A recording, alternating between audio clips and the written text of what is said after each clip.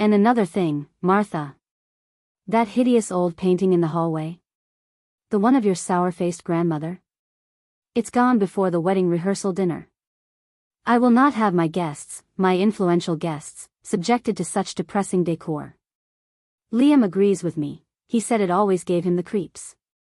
You'll replace it with that lovely abstract piece we saw at the gallery last week, the one that costs more than your car, but darling, ambience is everything.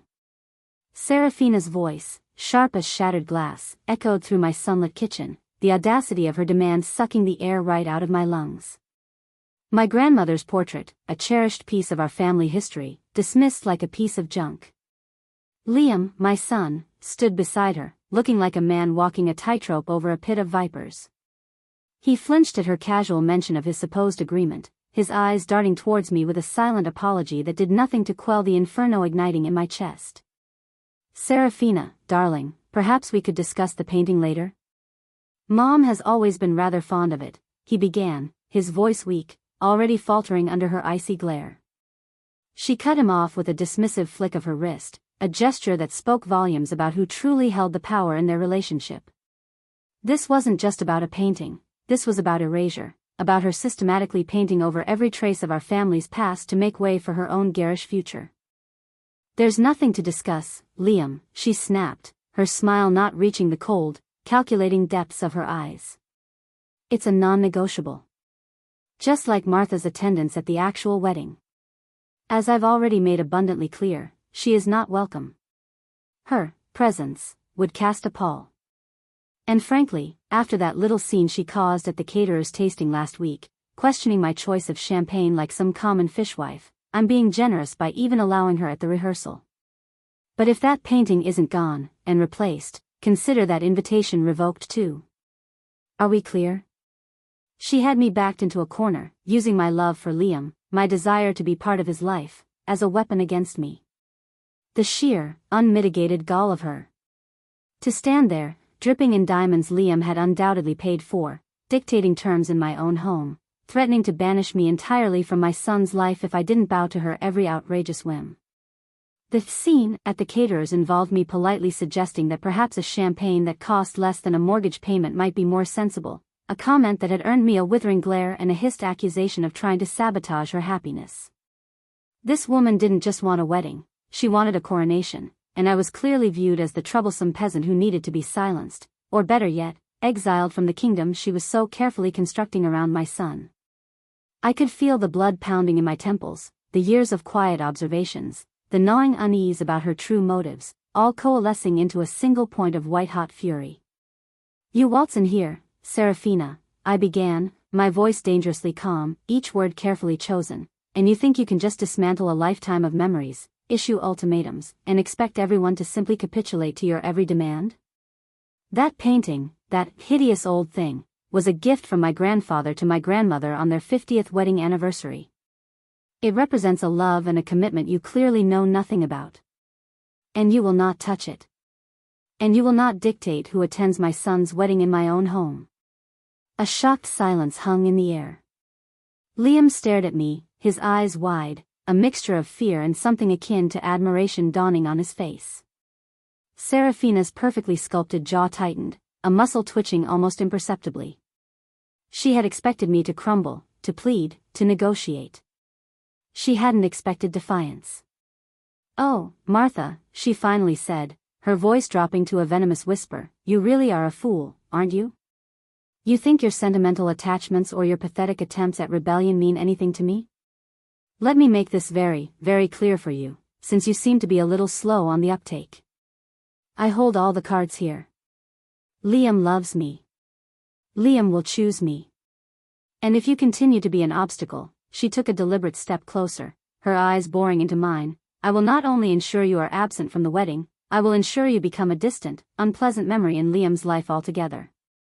And then, the blow that changed everything. She smiled, a slow, cruel curve of her lips. "In fact," she continued, her voice laced with a chilling sweetness, "Liam and I were discussing it just last night. After the wedding, we're thinking of moving. Perhaps to Europe. A fresh start, you know. Away from certain influences. She paused, letting the words hang in the air, a deliberate, devastating strike. Europe. Thousands of miles away. She wasn't just trying to control the wedding, she was planning to steal my son, to sever our bond completely, to isolate him in a foreign land where she would have absolute, unfettered control. That was her endgame. The room seemed to tilt. Europe. The casual cruelty of it, the calculated destruction aimed at the very core of my being. But as the shockwave hit me, something else rose in its wake, not despair, but a cold, hard resolve. She had overplayed her hand. She had shown me the true extent of her malice, and in doing so, she had shown me exactly what I was fighting against. This wasn't just about a wedding anymore, or a painting, or even a necklace. This was about saving my son from a predator who would consume his life, his finances, and his very soul, leaving nothing but an empty husk behind. Her threat, meant to crush me, instead forged an iron will within me. "Is that so, Serafina?" I asked, my voice surprisingly steady, a newfound strength coursing through my veins. Europe sounds ambitious. Especially on Liam's salary. I saw a flicker of surprise in her eyes this time, a tiny crack in her flawless composure. She expected tears, pleading. She didn't expect me to call her bluff, to hint that I knew more than she thought. "You seem to have everything planned out," I continued, a dangerous edge to my own smile now. "But sometimes, the best-laid plans have a funny way of unraveling, don't they? Especially when they're built on a foundation of, let's just say, misunderstandings." She stared at me, a silent battle of wills raging between us. Liam looked back and forth, sensing the shift in the atmosphere, the unspoken challenge that now hung heavy in the air.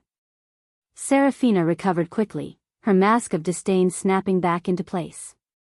"You can make all the veiled threats you want, Martha. It changes nothing. The wedding is happening. Europe is happening. And you," she said with finality, "are out." She turned on her heel, grabbing Liam's arm. "Come on, darling.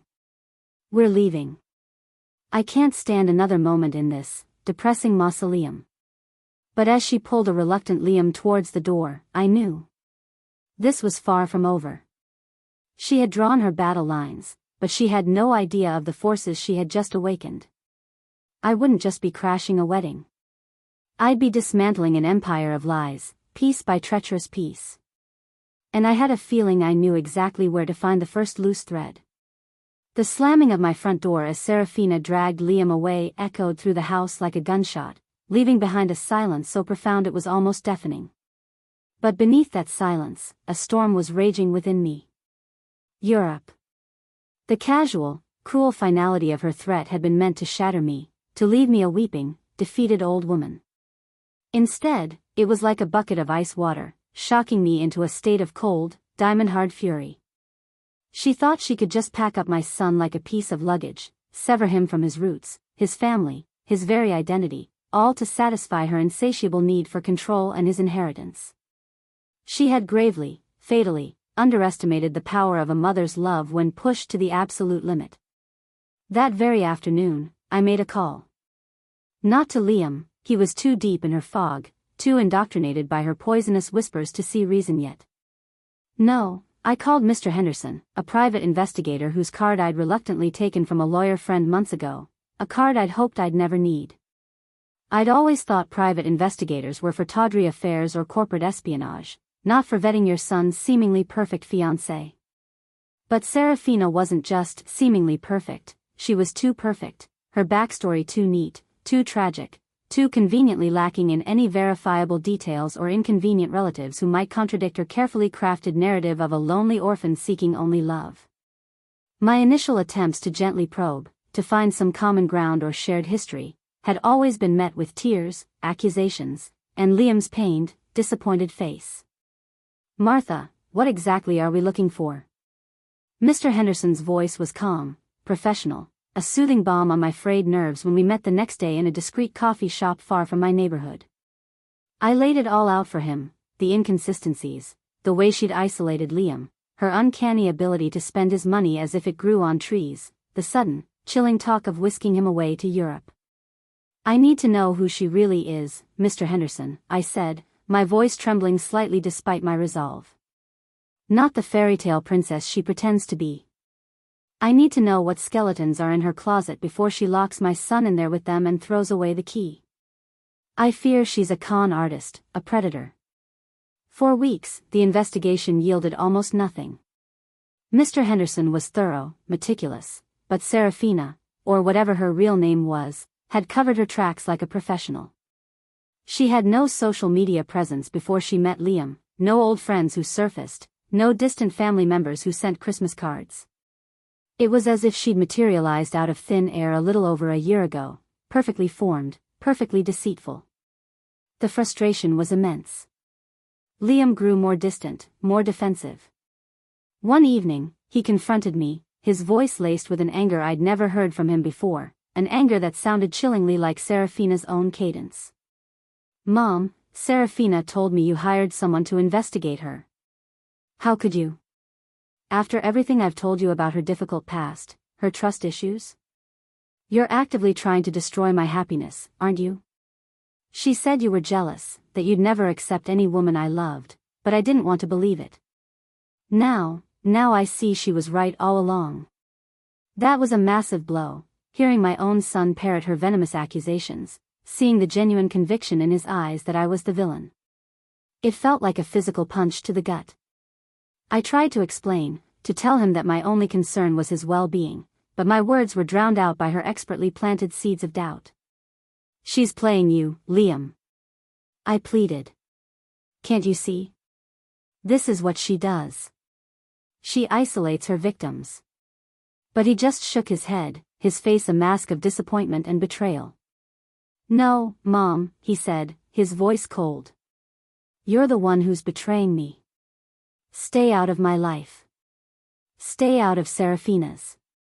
If you can't be happy for us, then I don't want you around." He stormed out, and for the first time, a sliver of despair pierced my armor. Was I fighting a losing battle? Was she too good, too entrenched? Just when I was about to lose all hope, Mr. Henderson called. "Martha," he said, a new note of excitement in his voice, "I think we've got something. A big something. Your Serafina Moon didn't exist before 18 months ago. But I found a Sarah Jenkins, from a small town in Nevada, whose physical description is a perfect match, and who disappeared around the same time Serafina appeared. And Sarah Jenkins, Martha, was married. Married." The word hung in the air. Serafina, the lonely orphan, had a husband she'd conveniently forgotten to mention. Mr. Henderson continued, his voice grim. Her husband was a man named Marcus Thorne. Owned a successful local construction business. They married quickly.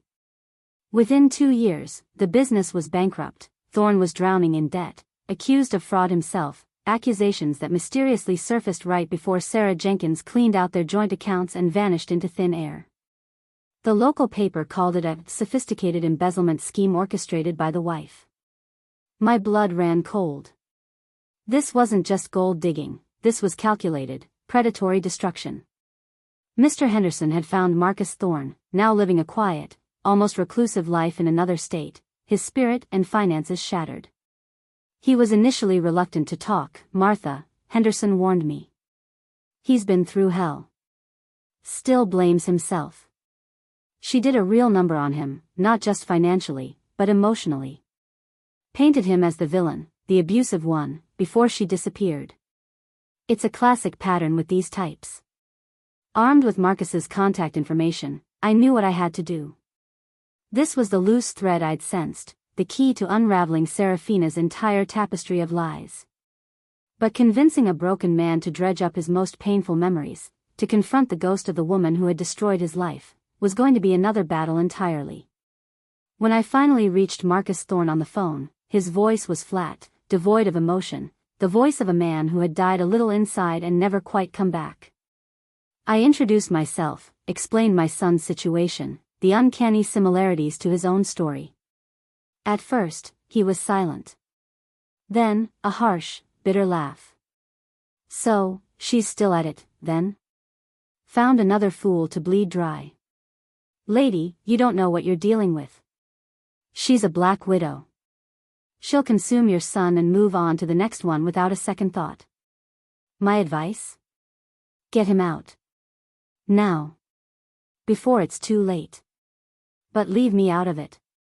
I've spent years trying to forget her, trying to rebuild some semblance of a life. I won't go back there. And he hung up. It was a setback, another blow. For a moment, I felt that despair again, that crushing weight of fighting alone. But then I thought of Liam, of his trusting eyes, of Serafina's triumphant smirk as she threatened to take him to Europe, to erase me from his life. No. I wouldn't give up. I called Marcus Thorne back the next day. And the day after. I didn't plead, I didn't demand. I simply told him about Liam, about the love I had for my son, about the fear that kept me awake at night. I told him about the painting of my grandmother, about the diamond necklace, about the casual cruelty Serafina wielded like a weapon. I appealed not to his anger, but to his sense of justice, to the part of him that might not want another innocent person to suffer the same fate he had. Finally, after nearly a week of my persistent calls, there was a shift. I just finished telling him about Serafina's latest demand, that Liam sell the small cabin his grandfather had left him, a place filled with cherished childhood memories, so they could afford a more extravagant honeymoon, when Marcus spoke, his voice hoarse with an emotion I couldn't quite decipher. She always hated that cabin, he said, so quietly I almost missed it. My cabin. She said it was rustic. She wanted to sell it too. For a damned sports car. A long pause. Then, all right, Martha. All right. I can't stand by and let her do it again. Not if there's a chance to stop her. What do you need from me? Tell me everything. That was the turnaround, the moment the tide began to shift, however slightly. It wasn't just me against Serafina anymore. Now, there were two of us who knew her truth. Marcus, fueled by a pain I could only imagine and a reluctant, rediscovered desire for justice, agreed to help. He started sending Mr. Henderson old documents, photos, anything that could prove his marriage to Sarah Jenkins, her financial treachery. The evidence was piling up, a damning indictment of the woman my son believed to be his angel. As Marcus talked more, the full extent of her cruelty became clearer. She hadn't just taken his money, she'd systematically destroyed his reputation, alienated him from his friends, and left him a shell of the man he once was, all while playing the perfect, loving wife. The wedding plans, meanwhile, were escalating at a terrifying pace, each detail more extravagant, more expensive than the last, all orchestrated by Serafina, all draining Liam's savings and his spirit. She had him wrapped so tightly around her finger, isolating him further, even convincing him to take out a second mortgage on his small starter home, our family home that I'd helped him buy, to fund her lavish desires. The threat of Europe still hung over me, a constant reminder of what was at stake. But now, armed with Marcus's testimony and the evidence Henderson was gathering, a plan was beginning to form in my mind. A desperate, risky plan, one that could either save my son or push him away from me forever. She wanted a perfect wedding, a public declaration of her triumph. I was going to give her a public reckoning instead. The only question was, would Liam ever forgive me for the explosion that was about to come? The heavy oak doors of the wedding chapel groaned open under Marcus's determined push, and we stepped inside, not as invited guests, but as avenging angels, or perhaps, more accurately, as desperate surgeons about to perform emergency heart surgery on my son, whether he wanted it or not. The air inside was thick with the cloying scent of lilies and lies, the murmur of polite conversation a thin veneer over the abyss of deceit I knew was about to be exposed. Soft organ music, meant to be uplifting, sounded like a funeral dirge to my ears. My heart hammered against my ribs, a frantic drumbeat against the impending storm. We slipped into the shadows at the back, our presence momentarily unnoticed, two grim specters at Serafina's meticulously planned feast of fools. From our vantage point, I scanned the room, my eyes searching, cataloging. Liam stood at the altar, handsome in his tuxedo, but his shoulders were slumped, his smile strained, a puppet waiting for his strings to be pulled. And there she was, Serafina, a vision in white, her back to us as she faced the officiant. Even from behind, her posture radiated a smug triumph. But it wasn't just her. My gaze fell upon her maid of honor, a flashy woman named Chloe I'd met briefly, someone Serafina had described as a dear, new friend. Chloe wasn't watching the bride, her eyes were darting around the room, a nervous energy about her, her fingers clutching her phone hidden within her bouquet as if it were a lifeline. She kept shooting furtive glances towards Serafina, then towards the entrance, a silent, anxious sentinel. It hit me then, a cold wave of realization. Chloe wasn't just a supportive friend, she was a co-conspirator, a lookout. Mr. Henderson's words echoed in my mind, women like this, Martha, they rarely work alone. They have accomplices, people to corroborate their stories, to help manage the logistics of their enterprises. I had dismissed it at the time, thinking Serafina, in her arrogance, was a lone wolf. But seeing Chloe now, her barely concealed agitation, the pieces clicked into a more sinister pattern. This wasn't just one woman's desperate grab for security, this was a team effort, a practiced routine. Was Chloe the one who scouted potential victims? Did she help launder the money? Or was her role simply to run interference, to protect Serafina from inconvenient truths, like a mother who wouldn't stay bought or scared away? Just as that chilling thought solidified, Marcus stiffened beside me, his breath catching in a sharp hiss. He subtly directed my gaze towards the third row on Serafina's side of the aisle. There sat a man I didn't recognize, impeccably dressed in an expensive suit that screamed lawyer, with a predatory smile playing on his lips as he surveyed the scene. He caught Chloe's eye and gave a tiny, almost imperceptible nod, a signal passing between them that made my blood run colder still. "That's Arthur Vance," Marcus whispered, his voice tight with a mixture of shock and dawning horror. "He was her lawyer during our divorce. The slimiest, most immoral shark I've ever had the misfortune of encountering. He's the one who helped her hide the assets, who coached her through the false accusations against me. What in God's name is he doing here?" A lawyer. Not just any lawyer, but her lawyer, the architect of Marcus's ruin, present at her next conquest. This wasn't a coincidence, this was a statement. He wasn't here as a guest to celebrate a joyous union, he was here as a handler, a fixer, perhaps even a partner in her ongoing criminal enterprise. The conspiracy wasn't just deep, it was organized, professional, and far more dangerous than I had ever imagined. My son wasn't just marrying a liar and a gold digger, he was about to be legally ensnared by a seasoned predator who came with her own legal attack dog, ready to savage anyone who threatened their mark. The scale of her audacity, her meticulous planning, was breathtakingly evil. She hadn't just stumbled into Liam's life, she had targeted him, and Vance was here to ensure the acquisition went smoothly. The officiant's voice, rich and sonorous, suddenly cut through my horrified thoughts.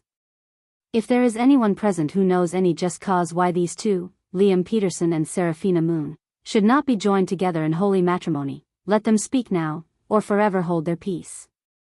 My cue. This was the moment.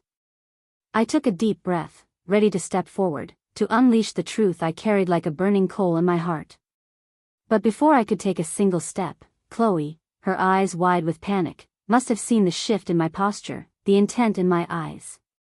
She made a frantic, almost invisible gesture to Serafina. Serafina's head whipped around. Her eyes, those beautiful, deceitful pools of blue, locked onto mine.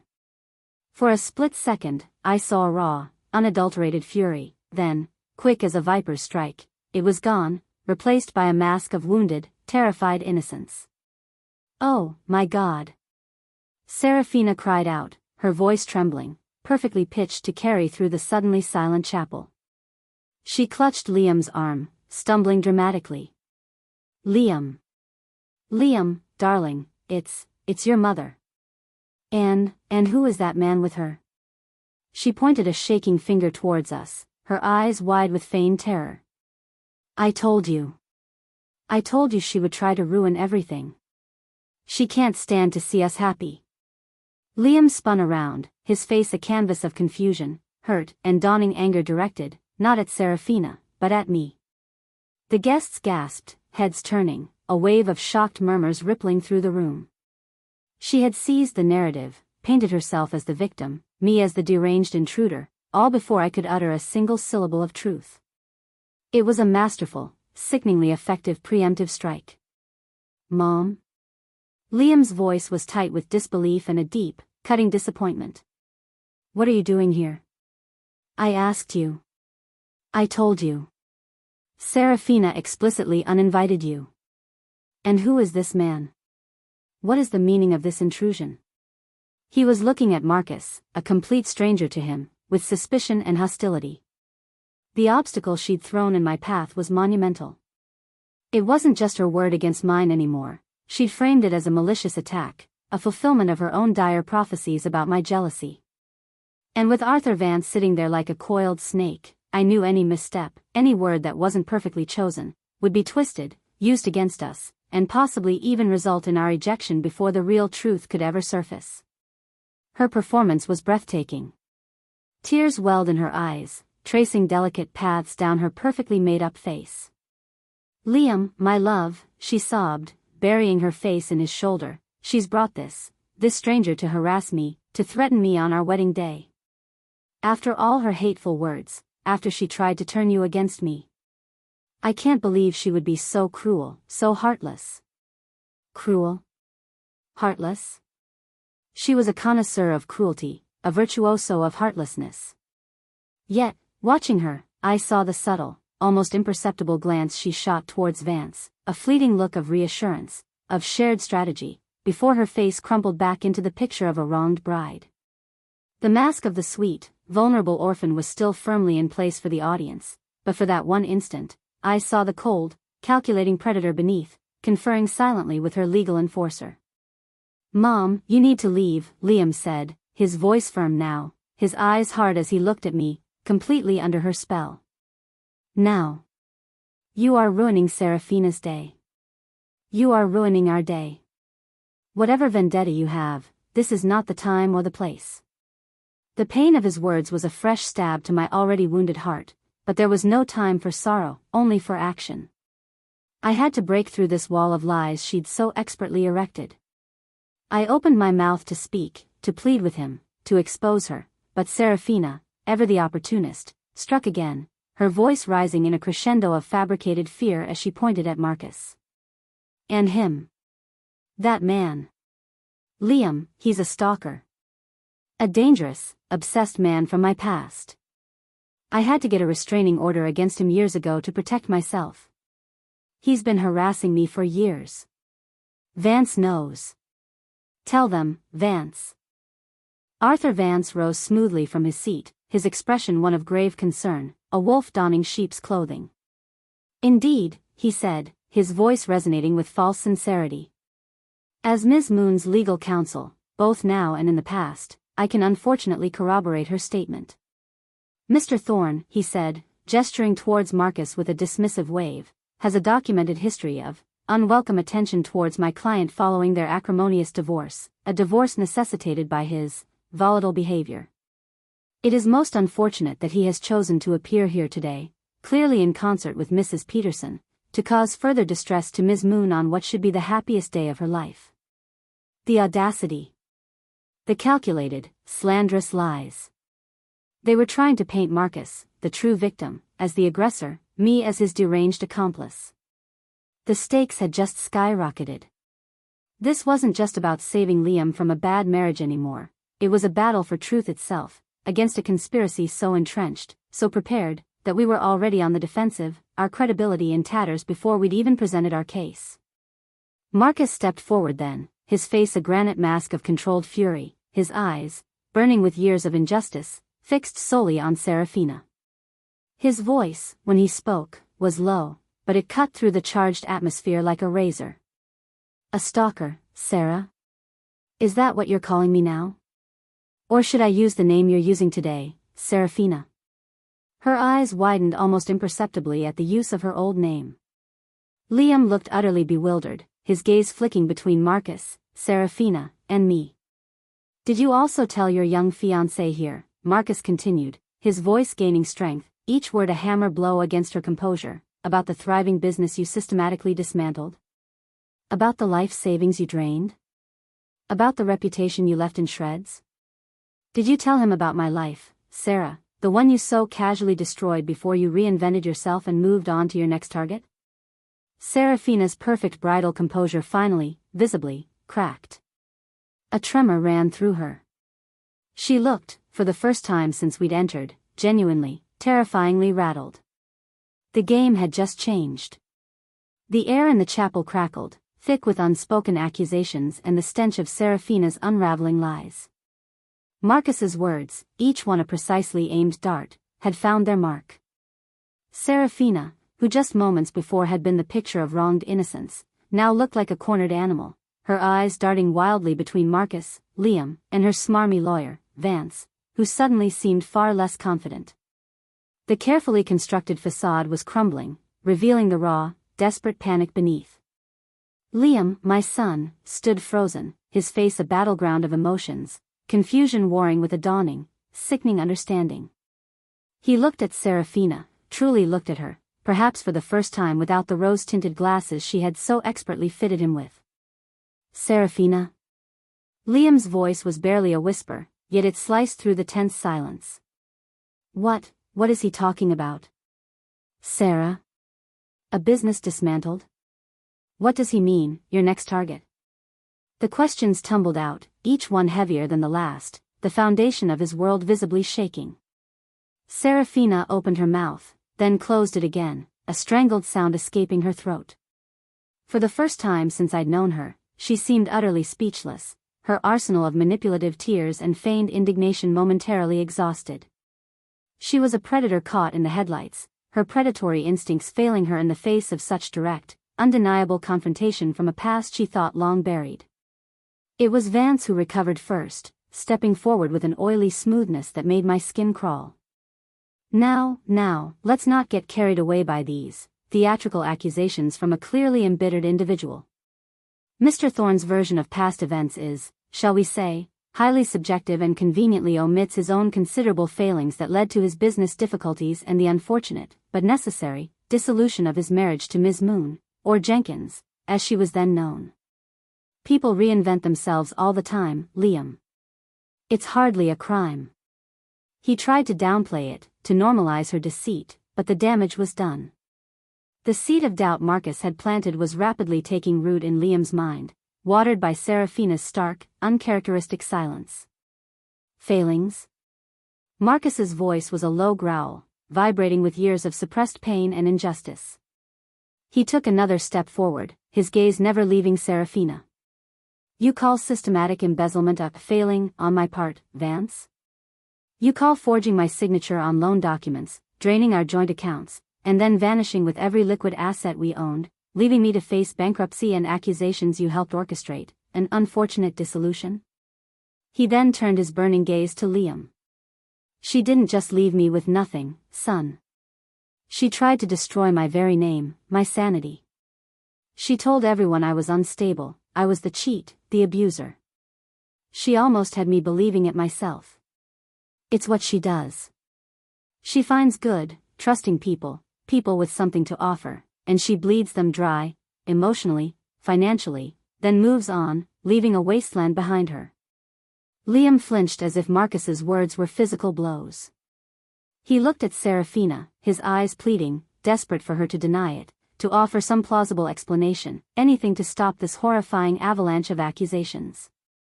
Serafina, tell me he's lying, he begged, his voice cracking. Tell me this is all some horrible mistake, some vendetta like you said. But Serafina's response, when it finally came, was not the confident denial he craved. It was a desperate, high-pitched screech, the sound of a trapped animal lashing out. He is lying, Liam. Of course, he's lying. They're all lying.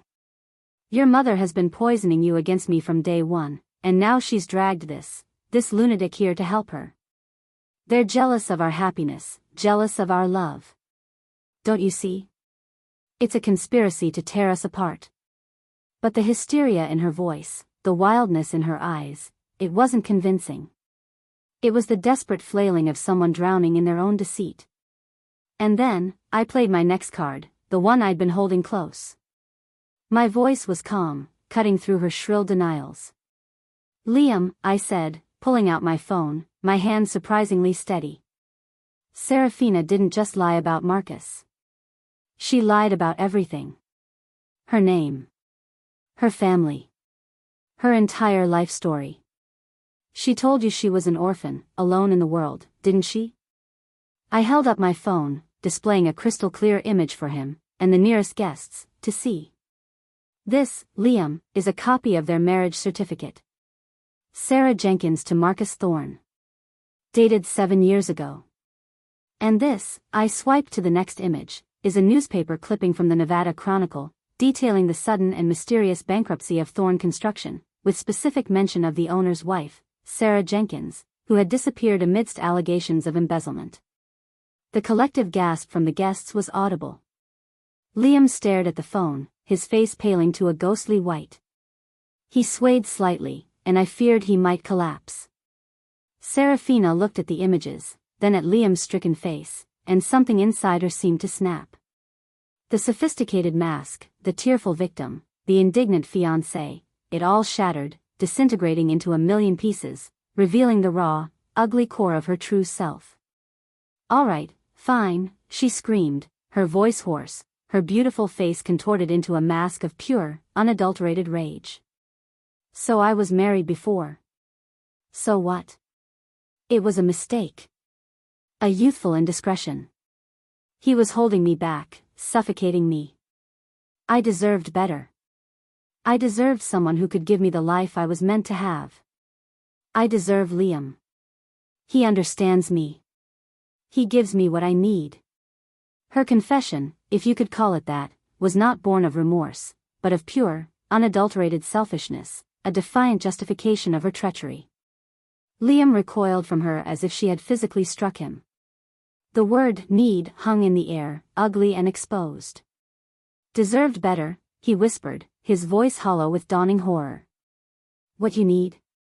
Serafina, what about love? What about truth? Was any of it real?" His heartbreak was a tangible thing, a crushing weight that filled the chapel. He looked utterly lost, his world imploding around him. This was his breaking point, the moment the carefully constructed illusion Serafina had woven around him was irrevocably torn apart. The consequences of her past, of Marcus's past with her, were crashing down upon her with the force of a tsunami. The guests were murmuring loudly now, their faces a mixture of shock, disgust, and pity for Liam. Serafina's friends, including the ever-anxious Chloe, looked horrified, some already trying to subtly distance themselves from her, as if her toxicity were contagious. Vance, her legal shield, looked like he was mentally calculating his escape route, his professional composure cracking under the undeniable weight of the evidence and her damning outburst. She had, in her rage and desperation, confirmed every accusation, validated every warning. And then, as if to hammer the final nail into the coffin of her credibility, Chloe, the maid of honor, the silent co-conspirator, suddenly found her voice, or perhaps, her conscience. She stepped forward, her face pale, her hands trembling as she clutched her now useless bouquet. "Liam. Serafina, she hasn't been entirely honest with you about other things too," Chloe stammered, avoiding Serafina's murderous glare. "Just last night, she was on a dating app. She showed me. She said she was keeping her options open, in case you became too boring or financially inconvenient after the wedding. She called it her contingency plan." This new revelation, so casually cruel, so utterly devastating, landed like another bomb in the already decimated landscape of Liam's heart. He looked as though he couldn't absorb another shock, his eyes vacant, his body trembling. Serafina, seeing her last ally turn against her, seeing the utter ruin of her meticulous plans reflected in Liam's shattered expression, finally lost all semblance of control. Her carefully crafted persona of a sophisticated bride dissolved completely, replaced by the desperate, snarling fury of a cornered predator. "You," she shrieked, her voice cracking, pointing a trembling, accusatory finger not at Chloe, not at Marcus, but directly at me. "You meddling, interfering old witch. You did this. You couldn't stand to see me happy, to see Liam happy. You've ruined everything. My life. My wedding. My future. And with a guttural scream of pure, unadulterated rage, she lunged towards me, her hands outstretched like claws, her eyes blazing with a murderous intent. It was the complete and utter breakdown of a narcissist denied her prize, the terrifying explosion of a carefully contained monster. The all-is-lost moment had arrived, not just for her grand wedding, but for her entire life built on lies. The world exploded into chaos. Serafina's guttural scream ripped through the chapel as she launched herself at me, her face a grotesque mask of fury, fingers curled into claws aimed at my eyes. For a horrifying instant, I was frozen, bracing for the impact. But then, two figures moved simultaneously. Liam, his face a horrified blur, yelled, "Serafina, no," and lunged to intercept her. At the same moment, Marcus, his reflexes honed by years of dealing with her unpredictable malice, stepped directly into her path, catching her wrists in an iron grip just inches before her nails could connect with my face. The force of her momentum sent them staggering back, a tangle of white lace and raw, animalistic rage. Guests screamed, some scrambling back from their pews, others surging forward, their phones held aloft like morbid torches, eager to capture every sordid detail of this wedding-turned battlefield. "Let go of me, you brute!" Serafina shrieked, struggling wildly in Marcus's grasp, her elegant chignon unraveling, strands of hair whipping around her contorted face. "She will pay for this. I'll have her arrested for assault. For defamation. I'll sue all of you into oblivion." Her threats were hollow, the desperate thrashing of a drowning woman, but the venom behind them was still potent. I stood there, my heart hammering against my ribs, shaken but resolute. "The only person paying for anything today, Serafina," I said, my voice carrying over the din, "is you. Paying for your lies, for your cruelty, for the lives you've tried to destroy." Liam, looking utterly shell-shocked, was trying to reason with her, to calm her, but she was beyond reason, a cornered beast fighting with every ounce of her being. It was then, amidst the escalating chaos, that Arthur Vance, her slick, reptilian lawyer, saw his moment. He stepped forward, raising his hands in a placating gesture, his voice, amplified by a sudden, unnerving calm, cutting through the uproar. All right, let's all try to maintain a semblance of decorum, shall we? This is a most unfortunate and, frankly, unseemly display." However, and here, a predatory gleam entered his eyes, while emotions are clearly running high, and accusations are flying like poisoned arrows, there are certain, pre-existing legal agreements that Mr. Liam Peterson might wish to consider before making any rash decisions or allowing these baseless slanders to proceed further. Liam, still trying to pry Serafina's claw-like fingers from Marcus's arms, looked up, his face etched with confusion and a new, dawning dread. "Legal agreements? What are you talking about, Vance?" A slow, triumphant smirk spread across Serafina's face, momentarily eclipsing her rage. She stopped struggling, her eyes locking onto Liam with a chilling intensity. "Yes, Liam, darling," she purred, her voice suddenly dripping with a terrifying sweetness. "Tell him, Vance. Tell my darling, devoted fiancé exactly what he stands to lose if he dares to walk away from me now, after all this humiliation his mother has put me through." My stomach clenched. What fresh hell was this? What other venomous trap had this viper laid for my unsuspecting son? Vance, with the flourish of a malevolent magician, opened his expensive leather briefcase and extracted a sheaf of papers, holding them aloft like a death warrant. "A prenuptial agreement, Mr. Peterson," he announced, his voice resonating with smug satisfaction. "A perfectly standard, legally binding document.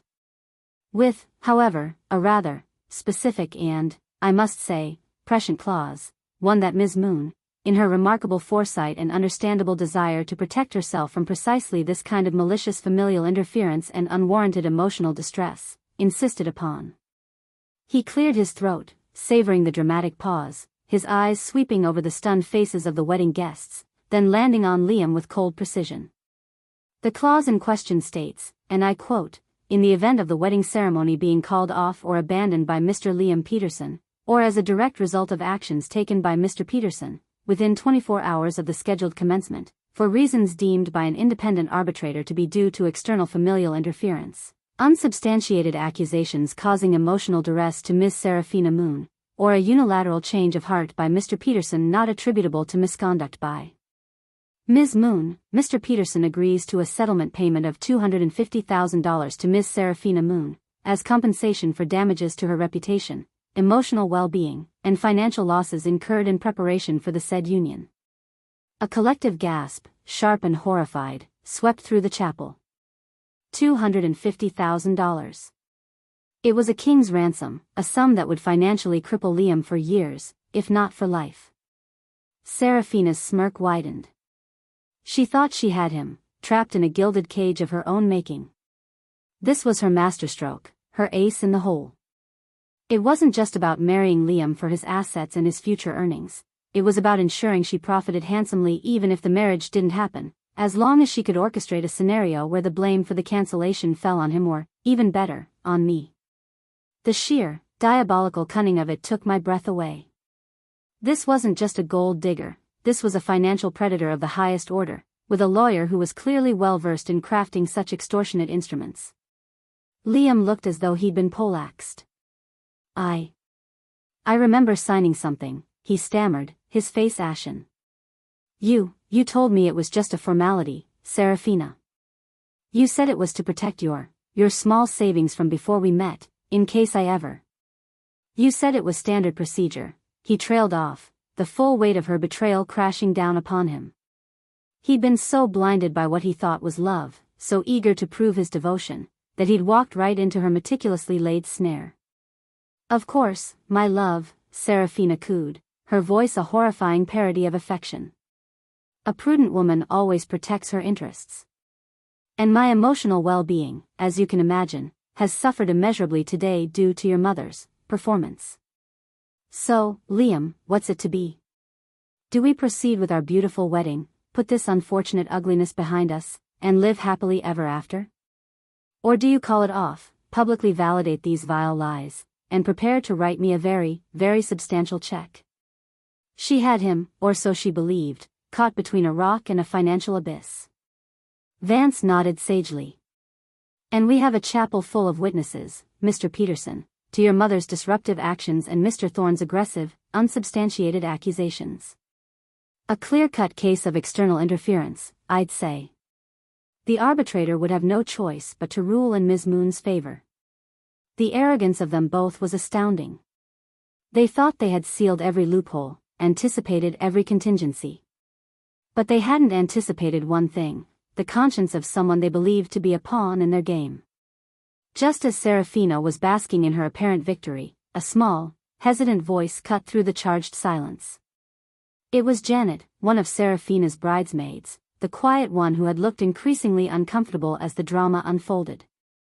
She stepped forward, her face pale but resolute, her hands twisting the fabric of her dress. That's not entirely true, Mr. Vance. What you're saying about that prenuptial agreement. About Liam signing that version. Serafina shot Janet a look so venomous it could have curdled milk. Janet. What do you think you're doing? Stay out of this. This doesn't concern you. But Janet stood her ground, her gaze fixed on Liam, then on me. I have to, Serafina. I can't let you do this. It's not right. She took a deep, shaky breath. Liam, I was there when Serafina asked you to sign those papers, at her apartment. She had a whole stack of them, vendor contracts, venue agreements. She told you the prenup was just a simple formality, to protect her meager savings. She gave you a very short, very simple-looking document, only a page or two. You were distracted by a call from work, remember? You barely glanced at it before you signed it. Liam nodded slowly, a flicker of confused memory in his eyes.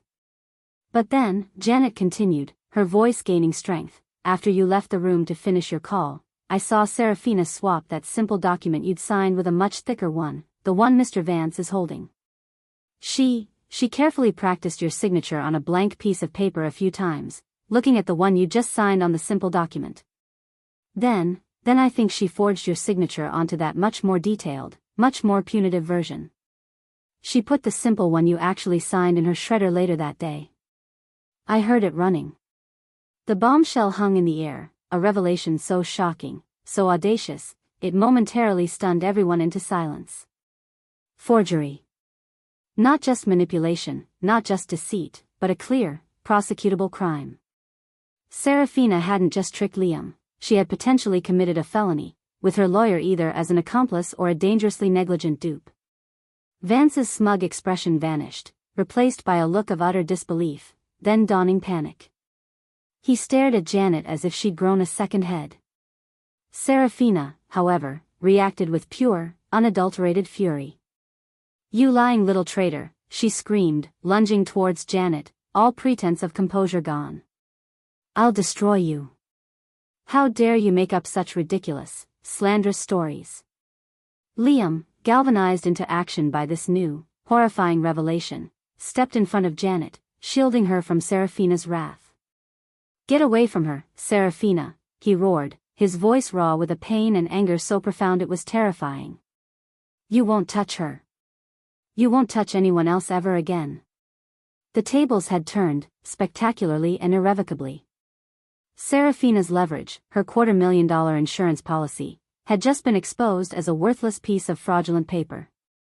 Vance was sputtering, trying to regain control, to discredit Janet. This is an outrageous fabrication. This young woman is clearly confused, perhaps even coerced by Mrs. Peterson, but his words lacked conviction, his eyes darting nervously towards the exit. I stepped forward, a cold, triumphant calm settling over me. "Coerced, Mr. Vance? Or finally finding the courage to speak the truth? Forgery, as I understand it, is a very serious offense. I wonder, were you a party to this alleged signature procurement? Or did your client present you with a document you simply failed to authenticate properly?" My gaze pinned him, and he visibly paled, the implications of his association with Serafina clearly dawning on him with terrifying clarity. Serafina stood frozen, her face a mask of disbelief and incandescent rage. Her carefully constructed world, her foolproof plan, had been demolished by the one person she'd likely considered insignificant, a mere backdrop to her own starring role. Her eyes, wild and desperate, flicked from Janet to Liam, to Vance, and finally, to me. And then, I delivered the final, crushing blow. I pulled out my own phone again, my voice calm, almost conversational. "It's a funny thing about modern life, Serafina. People film everything, don't they? And some high-end apartment buildings, like the one you live in, have rather excellent CCTV coverage. Even in the resident lounges, or business centers, where one might, perhaps, discuss and sign important documents." I paused, letting the implications sink in. "My investigator, Mr. Henderson, is remarkably thorough. He mentioned he was looking into any available footage from around the time these documents were supposedly signed. Just as a precaution, of course. I wonder what those cameras might have captured. Perhaps a little document swap. A little signature practice?" The color drained completely from Serafina's face. Her mouth opened, but no sound came out. She looked from my phone, to Janet's resolute expression, to Liam's stony, unforgiving face, and then at Vance, who looked as though he was about to be physically ill. The confident predator was gone, replaced by a trapped, terrified animal, realizing the steel jaws of the snare were closing in, not on her victim, but on herself. Her reign of terror, her life built on lies and manipulation, was about to come to a very public, very ignominious end. The plot twist hadn't just changed the game, it had ended it. The mention of CCTV footage, the irrefutable, impartial eye of technology, was the blow that finally shattered Serafina's remaining defiance. Her face, already pale, turned a ghastly shade of white, her eyes wide and vacant as if staring into the abyss of her own ruined future. The fight drained out of her, leaving behind a hollow shell, a mannequin draped in a ludicrously expensive wedding gown that now seemed like a cruel joke. Arthur Vance, her legal Rottweiler, looked as though he'd swallowed poison. He took a visible step back from Serafina, then another, subtly trying to create distance, as if her blatant criminality might be contagious. His reptilian composure had completely deserted him, replaced by the frantic, hunted look of a man desperate to sever ties with a sinking ship. He was no longer her protector, he was just another rat preparing to flee. I believe my professional services are no longer required here, Vance stammered, his voice thin and reedy, a pathetic shadow of its earlier booming confidence. He fumbled with his briefcase, his eyes darting towards the chapel doors like a spooked horse. Ms. Moon. Serafina. I strongly advise you to secure alternative legal counsel. Immediately. My firm, we have a reputation to uphold, we cannot be associated with allegations of this magnitude, especially forgery. And with that, he turned and practically bolted from the chapel, leaving Serafina standing alone, utterly abandoned by the very man who had likely helped her craft her web of deceit. His desertion was a deafening roar in the sudden, stunned silence of the room, a betrayal so swift, so complete, it was almost comical in its cravenness. Liam, who had been frozen in a state of shocked disbelief, finally seemed to break free from his paralysis. He looked at Serafina, not with the heartbroken confusion of moments before, but with a new, chillingly calm disgust. The scales had not just fallen from his eyes, they had been violently ripped away, leaving behind the raw, unvarnished truth of her monstrous deception. So this was it, Serafina, he said, his voice quiet but carrying an immense weight of disillusionment and newfound strength. This was your grand plan? Marry me, bleed me dry, and if I dared to question, if I dared to leave, you'd ruin me financially with a forged document? Was there ever a single genuine moment between us? A single word of truth you ever spoke? She stared at him, her mouth working, but no sounds emerged. The fight was gone, replaced by a dawning, terrifying understanding of the abyss she now faced. All those times you told me you loved me, Liam continued, his voice gaining a steely edge I'd never heard from him before, all those whispered promises of a future together, all those tears you shed over your tragic, fabricated past, all of it was a lie. A performance? Just a means to an end? He stepped closer to her, and for the first time, she recoiled, as if his newfound clarity, his righteous anger, was a physical force. You didn't just try to steal my money, Serafina. You tried to steal my heart, my trust, my very ability to believe in anyone or anything ever again. You are a void, a black hole of greed and deceit. Marcus then stepped forward, placing a supportive hand on Liam's shoulder, his own face a mask of grim vindication. He looked at Serafina, the woman who had stolen years of his life, his business, his peace of mind. There was no hatred in his eyes, only a profound, weary sadness and an unshakable resolve. It's over, Sarah, he said, his voice resonating with the quiet authority of a survivor. Your game is up. No more lies, no more victims. You preyed on kindness, on trust, on the very best parts of human nature, and you twisted them into weapons for your own selfish gain. But today, the truth finally caught up with you. And believe me, the truth has a very long memory, and very sharp teeth. Chloe, the maid of honor, the silent accomplice, who had been shrinking into the background, suddenly let out a choked sob. All eyes turned to her. She was trembling, her face streaked with tears, a picture of abject terror. I didn't know about all of it, she cried, her voice cracking. I swear. Serafina, she told me it was just a way to meet wealthy men, to secure her future. She said it was harmless fun, a game. She offered me a percentage, a finder's fee, if I helped her make connections, if I vouched for her, helped her keep problematic people, like Mrs. Peterson, away. She gestured vaguely towards me. I didn't know about Mr. Thorne. I didn't know about the forgery, I swear. I thought she was ambitious. Her confession, pathetic and self-serving as it was, painted an even clearer picture of Serafina's calculated, systematic approach to her predatory lifestyle. She wasn't just an opportunist, she was the CEO of her own personal brand of romantic fraud. The weight of it all, the sheer, unadulterated villainy, seemed to suck the remaining air from the room. The guests, who had been murmuring amongst themselves, fell into a stunned, horrified silence. The beautiful wedding decorations, the pristine white aisle runner, the the extravagant floral displays, now seemed like grotesque props in a macabre play. And then, as if summoned by the sheer gravity of the moment, the heavy chapel doors creaked open again, and 2 uniformed police officers stepped inside, their expressions calm but serious, their presence instantly shifting the atmosphere from chaotic family drama to something far more official, far more ominous. "We received a call about a major disturbance," Officer Miller, the taller of the 2, announced, his voice cutting through the tension. "Possible fraudulent activity, and an assault in progress. Can someone please tell us what's going on here?" Every head turned towards Serafina. She looked like a trapped animal, her eyes darting wildly, searching for an escape route where none existed. Her beautiful, expensive wedding gown, meant to be a symbol of her triumph, now seemed like a ludicrous costume, a farcical counterpoint to the ugly reality of her exposure. The hunter had well and truly become the hunted. I stepped forward, my heart still pounding, but my voice clear and steady. "Officer," I began, "my name is Martha Peterson.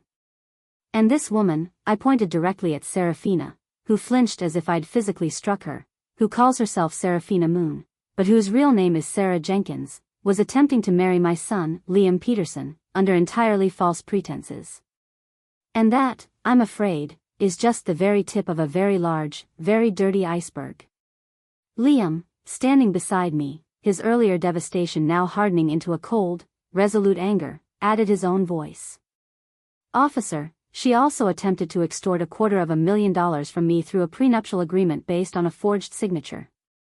"We have a witness to the forgery," he said, gesturing towards Janet, who, despite her fear, nodded bravely at the officers. Marcus then spoke, his voice filled with the quiet authority of a long-suffering victim finally seeing a glimmer of justice. "And I, officer, am Marcus Thorne. I am this woman's first husband, a marriage she never legally dissolved. She defrauded me of my business, my savings, and my reputation years ago. I have documentation.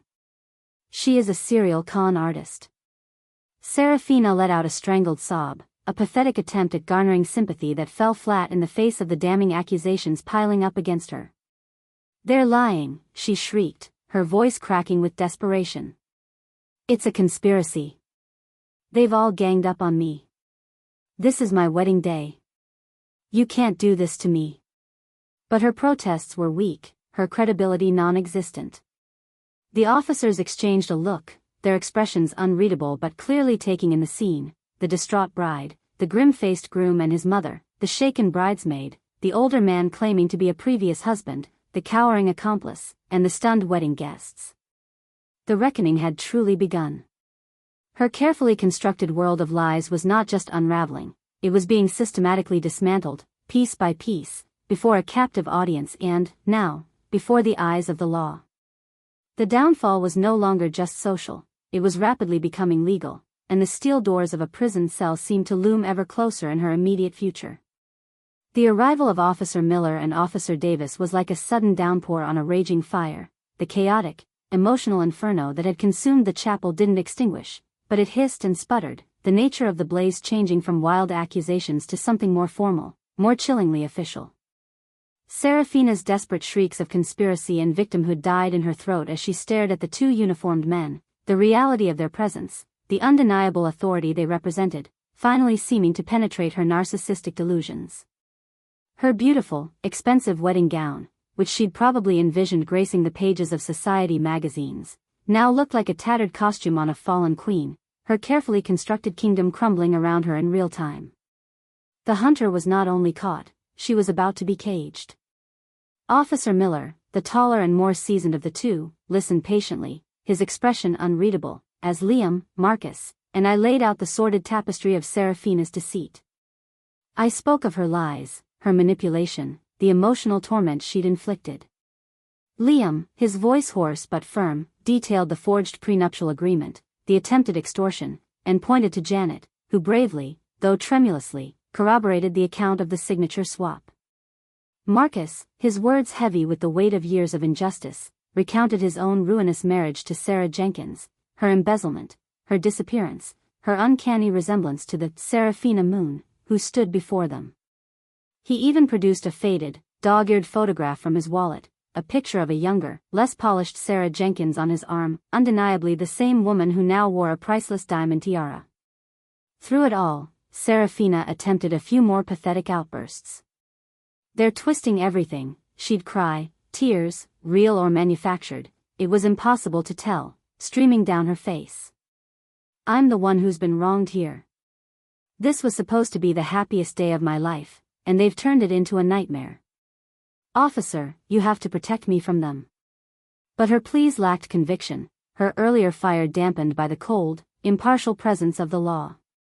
Officer Davis, meanwhile, was quietly taking notes, his gaze occasionally flicking towards Chloe, the disgraced maid of honor, who seemed to be shrinking with every passing moment, clearly terrified of being implicated further in Serafina's toxic downfall. She looked like she was about to confess to anything just to escape the suffocating atmosphere of judgment. The turning point, the moment the officer's professional skepticism visibly shifted towards a dawning belief in our incredible story, came when my phone buzzed in my hand. It was Mr. Henderson, my private investigator. I answered it on speakerphone, my heart pounding. "Martha," his voice was crisp, professional, "I have an update on that CCTV footage from Ms. Moon's apartment building. The business center cameras from the afternoon she claimed Liam signed the prenup, they captured it all. Clear as day. Ms. Moon, your son, and the witness, Janet. Your son signs a thin document. He leaves the room. Ms. Moon then clearly retrieves a much thicker document from her briefcase, practices a signature on a notepad, and then appears to sign your son's name to the thicker document. It's undeniable. I have the footage downloaded and backed up. It's damning." A collective intake of breath swept through the remaining guests. Officer Miller looked sharply at Serafina, then at me, then back at Serafina. "Ma'am," he said, his voice now devoid of any ambiguity, carrying a new note of stern authority, "this is an extremely serious allegation. Forgery, on top of the other accusations of fraud and potential bigamy. You understand the gravity of this?" Serafina stared at my phone as if it were a venomous snake, her face a mask of utter, uncomprehending horror. The irrefutable, impartial eye of technology had delivered the final, fatal blow to her web of lies. There was no explaining away video evidence. There was no charming or manipulating a security camera. Her last escape route had just been sealed shut. This was the complete role reversal, the ultimate undoing. Serafina, who had wielded power so ruthlessly, who had manipulated and controlled everyone around her, now stood utterly powerless, exposed, and on the verge of facing severe legal consequences. She who had sought to silence me, to banish me, was now the one being scrutinized, judged, and found wanting by forces far greater than a scorned mother-in-law. Liam, my son, who had been her blinded, adoring victim, now stood beside me, his eyes clear, his resolve firm, a survivor rather than a casualty of her schemes. And Marcus, the man whose life she had tried to erase, was now a key witness to her downfall, his past pain finally finding a path towards justice. The puppet master's strings had been decisively cut, and she had collapsed into a heap of her own making. Serafina made one last, desperate attempt to salvage something, anything, from the wreckage. She turned to Liam, her voice suddenly soft, pleading, a grotesque parody of the loving fiancé she had pretended to be. "Liam, darling, please. Don't let them do this to me. We can still fix this. I love you. I made mistakes, yes, terrible mistakes, but I did it all because I was scared, because I wanted a better life, with you. We can forget all this, run away, just like we planned. Europe. Just you and me." It was a pathetic, transparent ploy, and Liam looked at her with nothing but cold, hard pity. "Run away, Serafina," he said, his voice flat. "There's nowhere left for you to run. And even if there were, I wouldn't take a single step with you. The woman I thought I loved never existed. She was a ghost, a phantom you created. And the woman standing in front of me now? I don't know her. And I never want to." That, more than anything, seemed to break her. Liam's complete and utter rejection, his calm, unequivocal dismissal of her very existence in his life, was a blow from which even her monstrous ego could not recover. She sagged, all the fight, all the artifice, draining out of her, leaving behind a hollow, defeated woman in a ridiculously expensive dress. Officer Miller then stepped forward. "Miss Jenkins, or Moon," he said, his tone formal, "given the testimony we've heard, and this new information regarding potential video evidence of forgery, I'm going to have to ask you to accompany us to the station for further questioning. You are not under arrest at this moment, but you are being detained. I strongly advise you to cooperate fully and to contact an attorney, a new attorney, as soon as possible." The words, "detained," and "station," hung in the air, heavy and final. Serafina looked wildly around the chapel, at the stern faces of the police officers, the disgusted stares of the wedding guests, the pitying gaze of Liam, the grim satisfaction on Marcus's face, and the quiet, unwavering resolve in my own. There was no escape. No more lies, no more manipulations, no more second chances. This was it. The end of her reign of deceit. As Officer Davis gently but firmly took her arm to escort her out, Serafina shot one last look over her shoulder, her eyes, surprisingly, not finding mine, but landing on the lavish, untouched wedding cake that stood near the altar, a towering monument to her ambition and her spectacular failure. It was a look of utter, desolate emptiness. Chloe, the maid of honor, was also asked to come to the station to provide a statement. She went without protest, weeping quietly, a picture of pathetic complicity. As Serafina was led down the aisle, no longer a radiant bride but a woman facing the stark reality of her crimes, a profound silence fell over the chapel. The wedding march she had so carefully chosen would not be played. The vows she had intended to falsely swear would remain unspoken. Her dreams of a life of luxury, built on the ruins of other people's trust and finances, had evaporated like morning mist. The dramatic justice was not loud or explosive, it was quiet, methodical, and utterly devastating. She had sought to orchestrate a fairy tale wedding. Instead, she had become the star of her own cautionary tale, a public spectacle of greed and downfall. The climactic showdown was over, not with a bang, but with the quiet, inexorable turning of the wheels of justice. The silence that descended upon the chapel after Serafina and Chloe were escorted away by the police was a heavy, suffocating blanket. The scent of lilies, once meant to signify joy and new beginnings, now seemed funereal, mingling with the faint, metallic tang of fear and the bitter ashes of shattered dreams. My son, Liam, finally sagged into one of the ornate pews, the adrenaline that had fueled his righteous anger deserting him, leaving him looking young, vulnerable, and utterly broken. Marcus stood nearby, his expression a complex tapestry of relief, sorrow, and a weariness that seemed bone-deep. The wedding guests, those who hadn't already fled the scene of such spectacular social carnage, began to disperse in hushed, shocked whispers, their eyes darting towards us with a mixture of pity and morbid curiosity. The wedding that never was. The disaster that had been so narrowly averted. I sat beside Liam, my arm around his trembling shoulders, offering what little comfort I could. There were no words, not then, that could adequately fill the chasm of betrayal that had opened up in his life. He had loved a phantom, pledged his heart to a carefully constructed lie, and the unmasking had been brutal, public, and utterly devastating.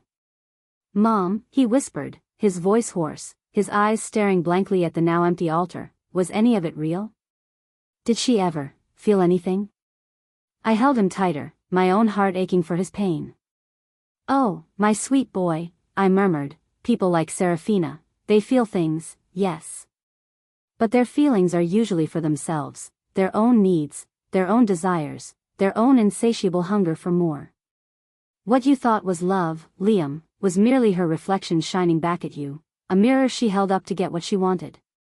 And what became of Serafina, or Sarah Jenkins, the Black Widow bride whose reign of terror had finally ended? Her downfall was as swift and merciless as her own predatory tactics. The CCTV footage from her apartment building's business center was, as Mr. Henderson had promised, utterly damning. It showed, with cold, irrefutable clarity, the document swap, the practice signatures, the blatant act of forgery. Combined with Marcus's detailed testimony of her past financial crimes in Nevada, Janet's corroboration of the prenup fraud, and Chloe's tearful confession of her role as a scout and accomplice, the case against Serafina was airtight. She faced a barrage of charges, forgery, attempted extortion, multiple counts of fraud spanning different states, and even bigamy, as her divorce from Marcus had never been legally finalized before she'd attempted to marry Liam. Her dreams of a European honeymoon were replaced with the stark reality of a prison cell. The beautiful wedding gown was exchanged for a drab prison uniform. The diamonds and designer clothes she craved were supplanted by the cold, hard reality of justice served. She lost everything, her freedom, her reputation, or what little she had left of it, and any chance of ever preying on another unsuspecting victim. Her name became a local cautionary tale, a whisper of scandal that would follow her long after she served her time. The universe, it seems, has a way of balancing its books, and Seraphina's account was deeply, irrevocably in the red. As for Arthur Vance, her slick, immoral lawyer, his hasty retreat from the chapel did little to save him. His association with Seraphina, particularly the strong implication that he was either complicit in the forgery or, at the very least, grossly negligent in his professional duties, led to a swift investigation by the State Bar Association. His career, built on exploiting loopholes and defending the indefensible, crumbled under the weight of the scandal. Clients deserted him, his reputation was left in tatters, and he became a pariah in the legal community he had once navigated with such arrogant confidence. He learned the hard way that hitching your wagon to a falling star, especially one as toxic as Seraphina, means you inevitably crash and burn alongside it. Chloe, the tearful bridesmaid, faced lesser charges due to her cooperation, but her dreams of easy money and a glamorous lifestyle, bankrolled by Seraphina's conquests, evaporated. She was left with a criminal record and the bitter taste of betrayal, a stark reminder that swimming with sharks often means you end up as bait.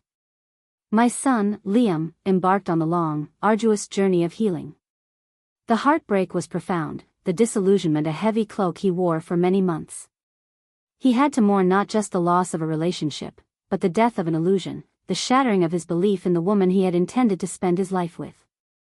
There were days filled with anger, with sadness, with a deep, gnawing self-doubt. How could he have been so blind? How could he have ignored the warning signs, dismissed my concerns? But with time, with therapy, and with the unwavering support of his true family and friends, though Seraphina had tried so desperately to alienate, he began to rebuild. He reconnected with the people who genuinely cared for him, rediscovered his passions, and slowly, painstakingly, began to trust again, starting with himself. His relationship with me, strained to the breaking point by Seraphina's manipulations, was forged anew in the fires of this ordeal, emerging stronger, deeper, and more honest than ever before. He learned that true love doesn't demand blindness, it thrives in the clear light of truth. And Marcus Thorne, the man whose life Seraphina had tried so callously to destroy years ago, found a measure of peace he never thought possible. Seeing Seraphina face justice, hearing his own story validated, was a profound catharsis. While the financial losses could never be fully recovered, the restoration of his name, the acknowledgement of the wrongs done to him, was a balm to his wounded spirit. He became an unexpected mentor to Liam, the two of them sharing a unique bond forged in the shared experience of surviving Seraphina's destructive wake. Marcus even started a small online forum for victims of romance fraud and financial predators, transforming his pain into a beacon of hope and guidance for others who had been ensnared by similar darkness. He found a new purpose, a new strength, proving that even the deepest scars can eventually fade when exposed to the healing light of truth and community. So, what is the ultimate moral of this chaotic, heartbreaking, and ultimately liberating saga? It is that the truth, no matter how deeply buried or cleverly disguised, will always, always find its way to the surface. Lies, like Seraphina's empire, are built on foundations of sand, destined to crumble under the relentless tide of reality. Greed, her driving force, is a corrosive acid that eats away at the soul, leaving behind nothing but emptiness and destruction. She sought to build a life of luxury on the ruins of other people's trust, but discovered that such a life is a hollow facade, easily shattered. Trust your instincts, that quiet inner voice that whispers warnings when something feels profoundly wrong. I doubted myself, questioned whether I was being an overbearing mother, but that persistent unease, that maternal alarm bell, was my truest guide. It led me down a difficult path, one fraught with conflict and the risk of alienating my own son, but it was the path to his salvation. And finally, remember the enduring power of love, not the fleeting, performative affection Serafina offered, but the deep, unwavering love of family, the love that fights, that protects, that endures even the most painful betrayals. It was that love that fueled my fight, that gave Marcus the courage to confront his past, and that ultimately helped Liam find his way back from the brink. The world can be a treacherous place, filled with those who seek to exploit kindness and manipulate trust. But for every Serafina, there are countless Marthas, Liams, Marcuses, and even Janets, people who, when faced with deceit, will choose courage, choose truth, choose to stand up for what is right, even when it is terrifying. Don't let the fear of being hurt or deceived close you off from the beauty of genuine connection. Be wise, be discerning, but never lose faith in the fundamental goodness that still exists in the world. Protect your heart, protect your loved ones, and never, ever underestimate the extraordinary strength you possess when fighting for what truly matters. Serafina learned that lesson the hard way. May her story serve as a stark reminder to us all.